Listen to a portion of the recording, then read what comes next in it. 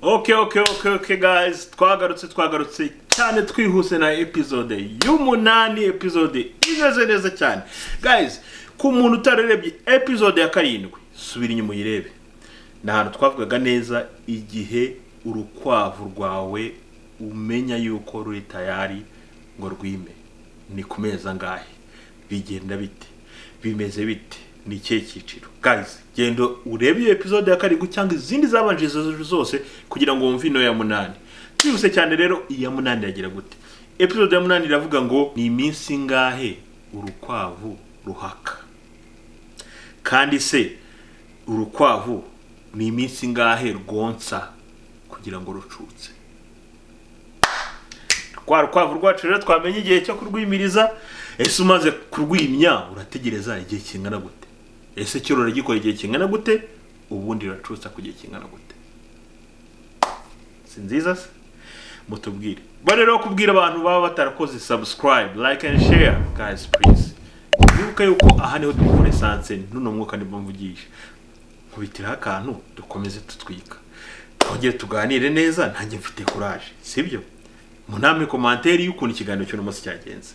Kandi nanone nawe muntu aho uri hose waba utarajoininze groupe yacu y'ubworozi, ubikunda utabikunda wasaba, ariko uri muri ino video ubikunda uracika mwe pe. Guys, kubitaho kuri no link nashyizemo link hano muri commentaire. Niyo ya mbere yona link pininze ivuga ngo joininga groupe yacu. Ni groupe ya WhatsApp, urahita ubona ukikandaho n'ubworozi bw'inkwavu. Hariho ifoto yanjye nambaye umupira mutuku nteruye urukwavu rusa umweru n'umukara. Ntugire indi joininga nubona atari ibyo bitujuje ibyo byangombwa. Ubundi tugomeze twibanire twugurana ibitekerezo muri uno mushinga umeze neza. Twagiye rero urukwavu rwacu kuri episode ya 7 twamenye igihe twarubanguriza. Umaze kurushyiramo. Hasubiye inyuma gatoya, wenda ndi bubihuze ni sekurume kugira ngo umenye ko urukwavu rwimye, ariko reka bivuge naha ngaha urukwavu nimba uruhuje ni sekurume yawe. Cyagiye cyageze twavuze. Urarebye ubona ku gitsina cyarwo narabiberetse, naberetse ko wari bireba niba utari birebye ijya kuri episode ya 7. Urebye igihe cyageze igitsina ni sawa, urushyize ku isekurume. Ibanga rya mbere ngiye kubabwira kugira ngo urukwavu rwawe rwime neza, uzagire karitse y'amasekurume ngende na karitse y'ishashi. Hari abantu bajya bakora ikosa ugasanga bubatse utuzu twasenye cyangwa twafire, inkwavu zirarebana. Hano hari urugabo, hano hari urugore. Burya amahirwe menshi ikintu urimo ukora umushiki n'umusaza noza bazitavukana, akenshi nushyira mu rwa rukwavu mu isekurume uzabona nta courage ifite rwose. Ko ikihori rubona yumva ko bari kumwe, buri inkwavu ziraganira, isekurume irashotora ifite ukuntu itera inkari ikazitera mu kazu kishashi kazumva ikayisubiza, birahorana nta santima. Kandi nujya kubanguriza nubango gira karitse cyaga nimba zinabana gutyo, shyiramo ikintu ku buryo zitareba nasi zinyarira nazigira gute, ukore ku buryo harimo separation zo kuproteger kimwe n'ikindi. Isekurume ihora yumva ko isekurume ikunda kumva ko ari nk'intare mu ishyamba, kunda kumva ko inzu yayo ari inzu yayo. Nuvuga ngo rero yiproteger nunazanamo ingore yumve ko nyine ari umugabo ho hantu uzaniye umugore rwose yumve yitwara ikigabo, izahita ubona rwose igize courage yimije vuba. Ikindi cya kabiri nababwira, hari ikintu mu cyongereza bita ngo 3-4 bita 3 cyangwa 3 3-4 cyangwa 3 kugwa 3 ya isekurume ntuzashyiremo. Najyaga kera tworora inkwavu mu Rwanda, ako twatuzi ibintu bitandukanye. Nanjye mu makuru namenye aho natangiye gukorera hano ubworozi, umuntu agafata ishashi cyarimo ne mukanagiye gutira isekurume bakayizana bakayishyira mu nzu y'ishashi. Rero nikoze isekurume kugira ngo yiyumvemo ko ari ingabo ihori wayo. Buriya iteka uzafata ishashi ujyane mu kazu k'isekurume. Rimwe na rimwe nufata isekurume ukayijyana mu kazu k'ishashi uzanabona bigiye kurwana. kwereka ishashi irimo irihagaraho isekurume iratinya ibanze kujya nimura isekurume ijyanye mu kazi kawe nta shashi irimo uzabona izafite iminota 30 irimo ireba inguni zose mbese yiga ikibuga ngo yumve ko ari iwayo iraneka cyane rero nijyana ukati huriyamo na ya shashi rimwe byajyaga bibaho ugasanga wafashe isekurume uyijyanye ku ishashi ngo ntizi isekurume njya kwimisha ukajyana ukayishashi yawe ugategereza washimiswa ntiyimye ngo irasekurume ngo ntago yimya cyangwa ishashi yanjye ntiyimisha no wewe wayishyizemo isekurume ijya kujya kureba guzwa hirya no hino ijya kugera gute rimwe na rimwe ntibyanacamo. Icyo ni ikintu ugomba kwitondera cyane. Ikindi cya kabiri hano twitaho cyane ngo gerageza wibitamo ngo ugende. Gerageza iteka making sure. Kandi yongeye kubanguriza niyo process nkoresha. Wenda ndi burebe nimba nabona video wenda nabashyiriraho cyangwa byagenda bite. Ariko ntayibonye murabyumva. Nshyiramo mfata ishashi nkayijyana ku isekurume. Namara kujyana ku isekurume ndahagarara. Nkazireba mfunzifungiraho ariko kwa ari munuza umudu cage ndabibona.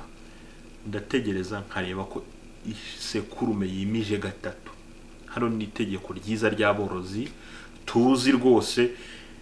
Ndategereza isekurume yimije urayumva. Ntuzabone uko igiye hejuru igira gutya ngo urimo irimya hoya.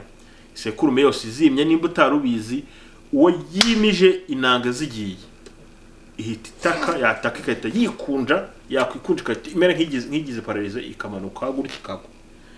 Ibyo ubibonye niyo mubango nukugwa gatatu cyangwa ni teoreme ya 3-4 nuwa ngo turategereza tukabona ko iguye gatatu. Amahirwe bibaho ko yanagwa rimwe rwose ikaba yayimije, ariko turashaka kugira ngo tuverifie tuna making sure ko nuwo rimwe wenda itagenze neza cyane, kabiri bigende neza cyane, gatatu no gutsindagira. Ako kandi iteka turagakora kandi karafasha cyane, kadukorera umuti mbese byari basigaye bavuga by'uno munsi. Iteka rwose mpagararaho nta kindi cyo kinjyanye, hagararaho nkayitegereza rimwe kabiri gatatu. Wimaze kwimya inshuro 3 nta nubwo ndeka byandi bajya bavuga ngo sigama ngo ugende buzirwaneho ya wazirwanye. Uzabona ko hari ahantu ishashi bundi wari ishashi kuzimaze kumenya ibyo ikora, uruse kumirwa umeze wijyaho rurananirwa, urwanirwa rukajyaho runayikinisha rugira gute. Kandi bundi ishashi ifite ubushake nubwo igiye kubana nayishatse kutinanurira isekurume yereka ati ewana korana n'ingoga. Urumva rero wikomeje kandi yayimije kagomeza yurira urushashi rugira ishashi igira umujinya uko nishatse no gusimbukira isekurume ngiyirye. Rimwe na rimwe no accident y'abonye ntabwo yari yamba, ariko njya numva abantu bamwe bayavuga ko ngo byatindanye ishashi ikiroturu vigize umujinya ikagenda ikayirya ubugabo bwayo ikayishuna ku bugabo bwayo. Urumva nawe ntibigize rekomeza ibangurira kandi siko yimye yagize gute irestressa. Rero byiza ngiye nyishyiramo yakayibangurira gatatu ndeba igwa yongera igwa. Uzayihe time ya rwose ntuzayiforcing. Uwo gatatu karangiye niho nkuramo ishashi itanyikuramo rwose bwa gatatu nkayisubiza mu kiraro cyayo nkafungira isekurume yanjye. Iyo gatatu nubikora gutyo rwose amahirwe menshi 99% byabaye. Ariko ku rukwavu ziko rugorana kwima, niba ngiye kubaha kandi zikora izubaka benshi. Ku rukwavu ziko bigorana kwima cyangwa se urukwavu rubyara abana bake. Aka kantu ngiye kubabwira na kantu kibanga ibanga ry'aborozi. Namwe muri aborozi mugafate nk'ibanga ry'aborozi mukabike ku mutima muzajya mugakoresha. System y'imyororokere y'urukwavu cyangwa se ibice by'imyororokere y'urukwavu ukuntu bikoze. Urukwavu wera ku munsi wa mbere kugeza kwa kangahe rwohereza amagi. Ngo nimba rubyara abana 7 rwarohereje amagi 7, ariko mukoreza amagi 7 ntago zira rimwe ngo pa 7 oya, haza 1 2 3 4 5 6 7 akurikiranye. Niko system y'urukwavu ikoze. Ngo rero rimwe na rimwe uwo ugiye kwanguriza urukwavu ntabwo ubuzi nimba ruri muri ya cercle cyangwa se ya cycle yo gushyira amagi hanze. Aborozi rero hari ukuntu rimwe na rimwe urukwavu gusa ntabwo iteka ariyo mpamvu. Harimo n'urukwavu rubyara abana bake ariko rwimereye nyine nkuko n'umuntu abyara umwana umwe kandi atabyara abana 10 nk'urukwavu. Narwo urukwavu ruba rufite muri kamere gutyo. Ariko nk'umworozi rubanza ukagerageza byose ukazamenya nimba ni urukwavu rumeze rutyo cyangwa se ni wowe wari warabikoze nabi. Rero hajyabaho chance yuko umuntu wagiye kwanguriza urukwavu arufatirana muri cycle amagi yose atari yasohoka. None rero urukwavu kuntu rumeze urubangurije cyangwa uruhuye n'isekurume rujugunya amagi menshi cyane. Nubwo mu kujugunya ayo magi nkuko navuga wowe urushyizemo wenda isekurume yihutaga cyane hise kwita pa byihuse cyane urukwavu rwo system yarwo itajugunyira rimwe ngo ahite yose aba fekonde cyangwa aba sinzi fekonde aba yima wowe uyikuyemo vuba amagi yose atari yima nyuma bijya bibaho ku rukwavu ruzana andi magi. Nicyo twizera nk'aborozi ko uwo hatari hashira amasaha 28 byiza nge nemera ko uwo hatari hashira amasaha 12 uko njya mbikora ariko 28 yourself hatari hashira amasaha 28 urukwavu rukiri muri iyo cycle yo kwima n'ubundi. Bano ntuzajye ngo kurushyizemo urukwavu rwawe hoya mu masaha 28 buryo rukitegereje kwima. Nongo rero ukuntu tekinike umuntu ajya akoresha nk'urukwavu wabonye rubyara abana bake ashaka kurugerageza yarukunze abona rwakabaye icyororo cyiza cyangwa se rwakabyara abana beza yarukunze urushyiramo ugategereza izo nsheshatu k'urukwavu urusekurume rw'imya gatatu. Wamara kurw'imya gatatu rwikubita hasi ukarukuramo tubare ndukuyemo saa 9 za mu gitondo nkareka ngiye cyo nkora ni nyuma y'amasaha 12 nimba ndukuyemo saa 9 za mu gitondo ndagaruka saa 1 z'ijoro nanone ndusubizemo ubundi rwakabaye uko rwimye.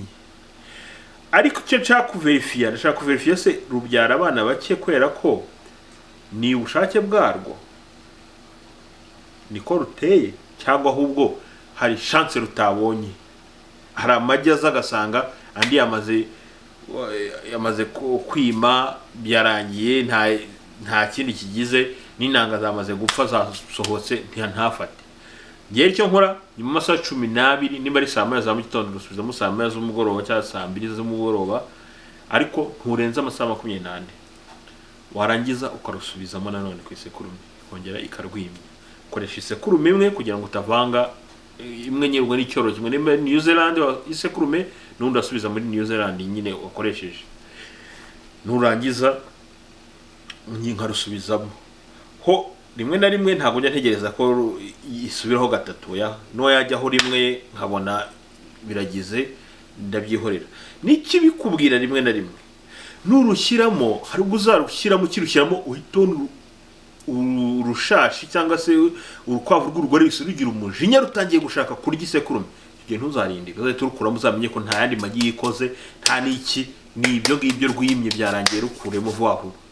Ntuzategereze rwose ngo waterize ariko hari urundi ushyiramo ukirushyiramo ukabona nkuko warushyizemo bwa mbere rwasheze rwurira isekurume ruyifata ruranayurira rwose rimwe rimwe rukanagira nkaho narwo rushaka kwimya rukayurira rukagera rute uriya ruba rwasheze nyine rushaka kwimya. Rero hari ubwo rusubizamo bwa kabiri nabwo ukabona rukoze same thing ukabona rwose biragutunguye. Ni ukuvuga ngo wari warukuyemo bwa mbere urutimye neza no rwimye ariko ntaga amagi yose yari yimye hari amagi wari kuba upfushije ubusa. Aho ngaho urusekurume narwo rwongera ukayimya rimwe na mugira chance yuko umubare w'abana bajya kuvukisha wiyongera. Ariko nkuko mbibabwiye nurushyiramo burya ishashi yose rukwavu 100% irabizi. Niyo mpamvu n'inkwavu ziba mu gihuru cyangwa ziba muri system yitwa colony nare ibabwiye ni system bashyira inkwavu nk'eshatu z'ingore n'isekurume hariya bakazishyira hariya, usanga isekurume ziyikontorora. Ishashi z'ingore z'inkwavu zizigeza zimira n'igihe zitimira. Uri urushashi rudashaka kwima ntabwo isekurume yarwimye, no, ijyaho ikikaranze ariko ugategeza kigwa reka da. Ibyo nabyo uzajya ubireba rero urushashi ukuntu rushyiramo.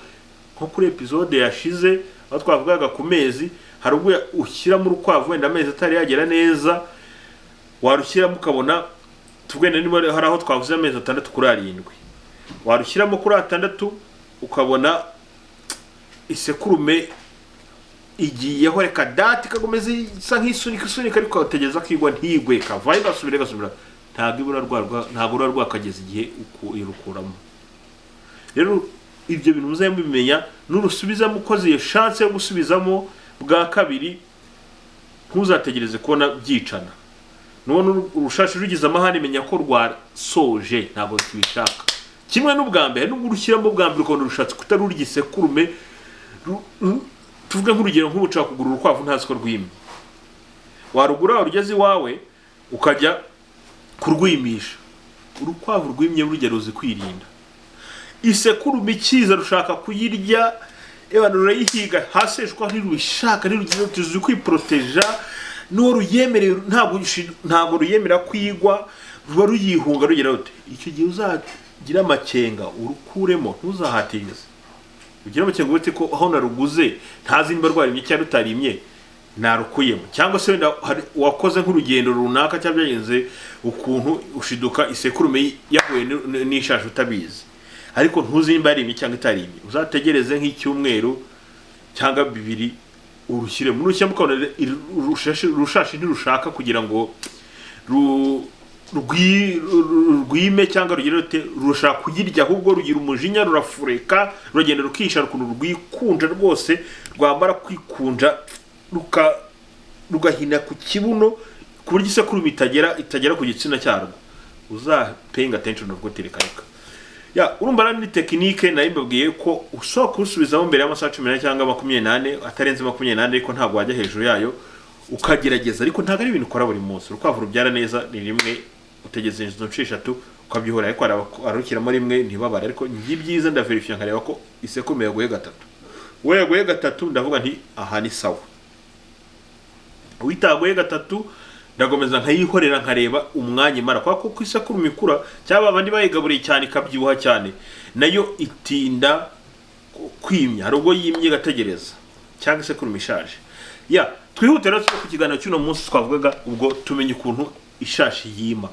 Nimba yimye rero imaze kwima, ishashi yose yima iminsi imara ihaka, bita guhaka, ihaka iminsi 31. Apana 30. Apana bavuga ukwezi. Kwa kwezi ari ukwezi kwa kabiri kugera iminsi 28.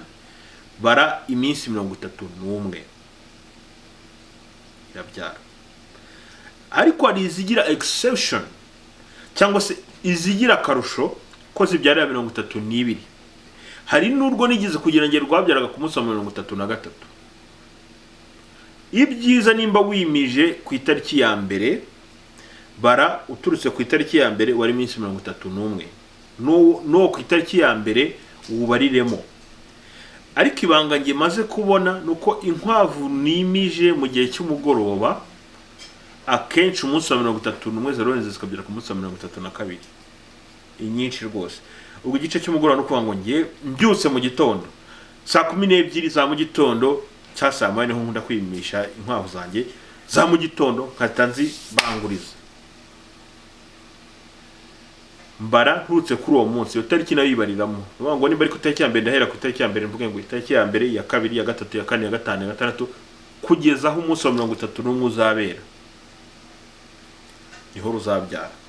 Ni ibintu inkwavu zanjye zose niko zimeze. Ariko hari izirenzaho, nk'ubu tuvuga wenda nacitswe nayo nifite kuzinduka, nayo nifite ikizere bibashije, inkwavu zose nimisha kwa ko ubwo nimba ngiye ngiteka ngaruka mu masaha 10, ndabwiye ibyanjye experience yanjye, ubwo nimba ngarutse mu masaha 10 izo kizemo saa 11 cyangwa saa 12 saa 1, nizo rimwe na rimwe njya mbanguriza nijoro ntashye zibangurije mu masaha 1 z'ijoro saa 2. Ndabara n'ubundi kuri iyo tariki ariko akenshi zibyara ku munsi wa 32. Ntuzabara ukwezi uvuye ngo zibangurije mu kwa mbere ubwo zabyara mu kwa kabiri. Oya, bari iminsi ya kuri kalendari bare uhere kuri iyo tariki wagize ubare ku munsi wa 30 uzaba uri tayari ko mu gitondo kindi wa 31 uzabyara. Ngo nimba ari tariki ya mbere tugenda tuvuge ukwezi kwa mbere kugira iminsi 31. Umunsi 31 niba rwimye ku itariki ya mbere rwakamugiye kubyara ku itariki ya 31. Ariko nimba ukwezi kwa kabiri kugira wenda kwagize iminsi 29, nimba rwimye ku itariki ya mbere rwakagombye kubyara we ni 29 turenzaho 31, rwakagombye kubyara ku itariki ebyiri. Urabera kuri kalendari. Ariko nirutabyara ku itariki ebyiri ku munsi wa 31 ntuzarushira iteka, rwihorere urebe wa 32. Nirutabyara urwihorere urebe wa 33. Ubundi mu bworozi twemera iminsi 2. Hano twebwe cyangwa ngi mu ifamu yanjye nemera ko rurenza iminsi 2. Ngo rushaka kubyara kwa 31 ariko rushobora no kubyara kwa 33. Nirurenza wa 33 rukagera kwa 34, akenshi amahirwe menshi ntago rwarasama, ntago rwarwara. Ufashe rwose urwihorere, rwihorere rureke nk'iminsi 2-3 urugwamaze igihe cyose ngenda rureka wa 34, wa 35, wa 36 nkarusubiza ku isekuru. Narebye bya bimenyetso nabwiye byo kureba ku gitsina, byo kureba ko nta rutadevelopye. Ubwo mbwiye umuntu utangiye ubworozi utazi ibindi bintu birebire. Ariko nimba uri mu bworozi wari utaruzi iki kintu ukimenye, ubundi uri mu bworozi hagati uhamaze ibyumweru 2, urukwavu rumaze ibyumweru 2, ubundi rumba rutwita iminsi 31. Umaze ibyumweru muri iminsi 14 ku munsi wa 15 ruba rwatangiye deja kudevelopa ibimenyetso. Rujya kugera ku munsi wa 21 rwatangiye ko warukora mu nda, urukoze mu nda umva ibintu bimeze nk'amabuye. Ntago ukora mukanda ariko urufashe ugakora mu nda, ntago kanda ariko ufashe n'ikiganza nka gutya urufashe rurambuye ugakora nko munsi y'imbavu zayo hasi ajya kugana rwose ku gitsina cyayo mo hano mu nda, aho inda ikorera shape ya imeze gutya mu nda, ugasa nk'ufatamo ugira gutya. Ubwo inda ntago ari n'irukwavu nyine ugize gutyo ugenda wegeranya buhoro buhoro, wumva harimo ibintu bijya kubera nk'amabuye rwose. Uko bigenda bishyira ibyumweru birenga ku byumweru 3 hono ntugenda ubyumva neza rwose. Iyo ni sinyi imwe. Iya kabiri rutangira kudevelopa amabere ho rwimye. Amabere y'urukwavu imoko cyangwa cyo nakuti imoko zitangira kugaragara. Rujya kugera kuri ibyo byumwe kuri minsi 31 zaranatukuje rwose, ubona ari imoko zigaragara zatukuje, n'ubwoya rwose bwarigiyeho ku ruhande rwose, ubona zarakuze ari imoko zakuze zitukurije. Iyi ni sinye rwegereje kubyara mu minsi nk'itatu, hari n'izigira nk'itanu cyangwa se bese iminsi nk'habura nk'iminsi 3. Hari n'izibanguka rwose nko ku minsi ya 5 rutangira gucika peti. Rwarukwavu twari tumaze iminsi dushyiramo ka gakombe bagashyiramo gasanga ntabwo kashize kandi kajya gashira. Rujya kugera ku munsi wa 31 umunsi rurubyarireho rwose uraza ugasanga Rwanda kozeho, nimba kizemo agakombe rwakuyeho nk'akantu mbese rwari gasoho gusa kandi wapi rwazabye rumeze mbese nk'umuntu uri kubise muri rikoze hirya hino, kugenda ukabona ruraremerewe mu nda, inda yabanutse igize rute. Izo zose ni sinye ubundi umuntu yakombye kureba. Ya ndi iminsi nakubwiye we nk'umuntu utari wabimenyera ari ubwa mbere, ariko ubimenyere ukunda umaze kumenyera kubana n'inkwavu utangira kubona izo sinye kare.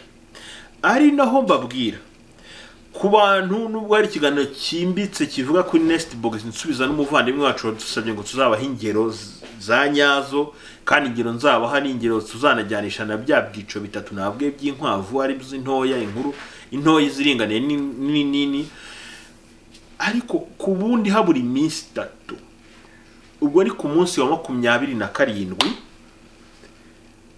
ugomba kurara washyizemo ka nest box cyangwa se kakazu k'ibiti cyangwa n'abakoresha tw'icyuma cyangwa tw'aluminium sinzi icyo ukoresha cyangwa se n'abakoresha utuboshye ugomba ubundi kurara wagashyizemo sinye ya nest box cyangwa urukwavu rugiye kubyara muyirebe muri video nakoze episode ndakeka ari ya 4 ya 3 mbereka ngiye gushyiramo urukwavu mbona nerekana ukuntu uje ugashyiramo utwatsi cyangwa kiruta rutangira kubufata mugende muri episode neza ntabwo ngiye kubisoma byimbise kuko narabikoze mugende muri episode murabona ukuntu urukwavu kwereka sinye yo kugira ngo ushyiremo akazu ariko ubundi kagombye kujyamo ku munsi wa 3 ntuzahubuke cyane ngo ugashyiremo mbere nzabisobanura neza ariko ntuzahubuke ngo ugashyiremo habura icyumweru habura ibyumweru bibiri hari indi sinye izakora ku rukwavu rutafashe urukwavu ku byumweru bibiri urarubangurije ku byumweru bibiri ushyizemo ubwatsi rutangiye kubufata mu kanwa nko gushaka gukora icyari ariya ntabwo rwarafashe trust me urukwavu narwo uri mu bihe byo kwima cyangwa ovulation hari ukuntu rugira sinye ziye kumera nk'igihe cyo kubyara ku buryo uzanye n'ubwatsi rushobora kubwitiranya rukabufata nk'urugiye kubaka icyari mu kanwa rero nuvuga ngo nimba uzi ko hashize nk'icyumweru rwimye urazikonta ntandi hano rwarahoreye n'isekurume hashize icyumweru rwimye cyangwa bibiri ushyizemo ubwatsi ugiye kubona rutangiye kubufata uzakiremo nest box uzarwihorera utegereze ureba amahirwe menshi uzasanga amahirwe mabi uzasanga rutarimye niko zimeze ariko habura iminsi 3 ikiza cyo kushyiramo uhita rumenya ko urufashije kubaka akazu ako kazu ruzagakoresha rubyayiramo kandi sinye yindi y'akazu ariko kanzabivuga neza ibyo bijyanye n'akazu muri episode myinjiyemo ntinjya bikica mu kiganiro cy'uno munsi ariko ubwo murabyumvisha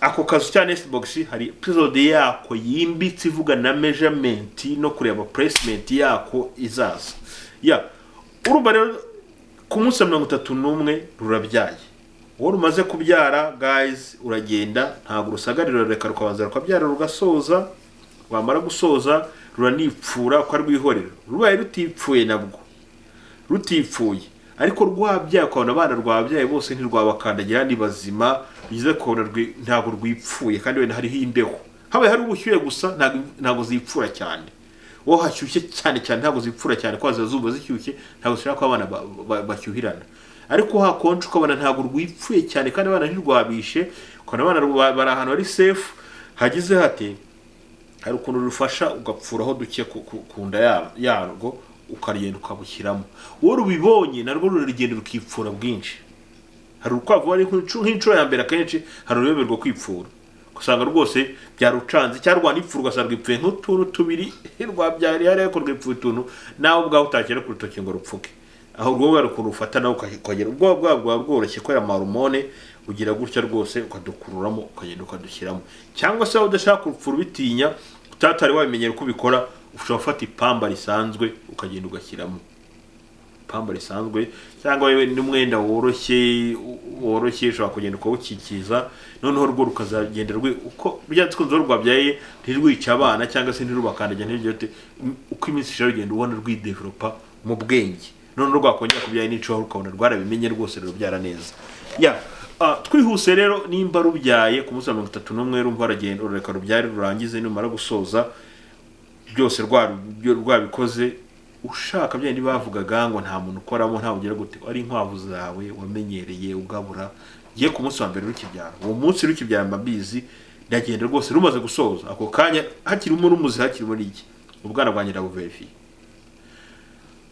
ubwo abarebye episode yo twana narabisobanura impamvu itambu verifie ariko nahaca kwivugiramo kugira ndebe nimba nta kapfuye nta kutundi twaryame cyane nakira hejuru nta gakene he no gusanga arakatitiye ndakavukiye ku ruhande kati cyane kandi gupfa haba nagashyira ahantu hashyushye k'ibinota 30 nkakagarura mu tundi ntago byari bavugaga bagiye bavuga byinshi n'iby'inkwavu z'ishyamba cyangwa se inkwavu zitabanye n'abantu zitazi icyuya cyawe zirya abana zigete ngo kwa mukoze hoya shange maze kubyemeza pe kwavu zanjye zose nkora kutwana tukiri tubisi tukivuka ndatureba icyo ntakora gusa no kuvuga ngo wenda dufate ntujyane mara amasaha 3 oya ariko kugenda nkahita checkinga vuba iminota 5 nkaba ndasoje nkatureka ntacyo nyine giba ariko mbere yuko ntureba mbanza murebe iyo episode narayikoze nubwo ndimo mbisubiramo ariko mbanza kuziha akantu ko kurya nwango nyine ndaza nkasa nk'uyihembye njyaya akantu ibonye ko ntagiye kutansagarira abana ahubwo nawe mbanje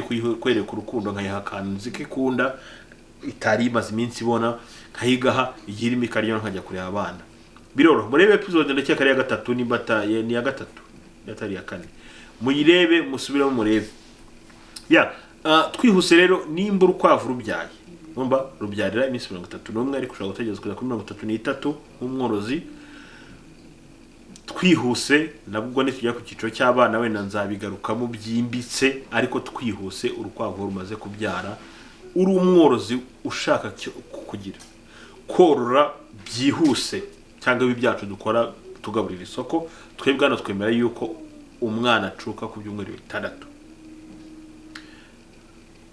ugiye koro wororera mu rugo gusa atari isoko udapiga utavuga ngo ndahi isoko ushobora kwihorera abana ukabacuza ku byumweru 8 ngo n'amezi 2 uri wa muntu utegereza rwose nta kibazo ariko twebwe ko dushaka kugira ngo bacuke vuba ku byumweru 6 ngenda bacuza nongo babyita mu cyonza winning ubwo ngo avutse kuri uwo munsi nagira amezi nagira ukwezi n'igice nibyo byumweru 6 abana ndabashyira kwabo umeze bakure ariko ubwo mba narabagaburiye nagaburiye nyina neza kagaburira abana neza byose bikagenda neza ubwo kujya wenda ikindi kigana kitaba kirekire reka hari mbikatira aho ngaho ndekera aho ngaho nzagaruka none mbyinjiramo namwe mbaza ibibazo reka guys mumbaza ibibazo aho mwumvishe none nagaruka ninjiramo cyane aho ngize kwako ntabwo nshaka gukora ikiganiro cy'amasaha 2 naye ko kireba byakuruye ariko ari 30-20 kireba cyihuse nikikwicira akazi nanjye ntikinyicire umwanya ariko twese tukunguka kandi none ejo wagaruka ukareba kandi wihuse ngo urukwavu ruhaka iminsi 31 kugera kuri 33 ariko inyinshi la majorite 31 ruba rwabyaye kiri cya kabiri hano twemera yuko cyangwa nge uko mbikora rwose hashize iminsi bikora ku byumweru 6 umwana ndamucutsa abana bose rwabyaye ku byumweru 6 baba bamaze kurya bagiye nkabacutsa ariko wowe babikora udapiga no isoko ari iwawe gusa ntarashe ufite ntabyo kuvangura urahangana no kugira ngo uhure na ya minsi nababwiye twe tugeramo ntitubanguriza inkwavu zacu kumworoze amezi 2 ubwo twe nk'abara 3 amezi 3 kuyafata urukwavu rutabyara twebwe tuba duhombye cyane ariko tu making ashobwo nzabeka n'ukuntu du scheduling kugira tu making ashobora ko y'amezi byibuze dufite abana bahagije bo kugira ngo tuzarere bakavaringa ya minsi urumva rero ngo twebwe ko tubikora cyangwa se ko nge mbikora ku byumweru 6 ndabacutsa ariko ari mu rugo woroye ni inkwavu zo mu rugo cyane mbese ntago ari ibintu ushaka kugira ngo ukore wihuta cyangwa se ufite klima nziza gize gute wareka ibyumweru 8 nabwo nta kibazo wakomeza bonka nyina ariko twibuke yuko uko batinzaho kwibere ni nakuri bwongereho kugiye cyo kubanguriza nyina ubwo mbibi yakabanga twihuse nka data nabaha nka kuri formule twebwe ukuntu tubigenza hano cyangwa se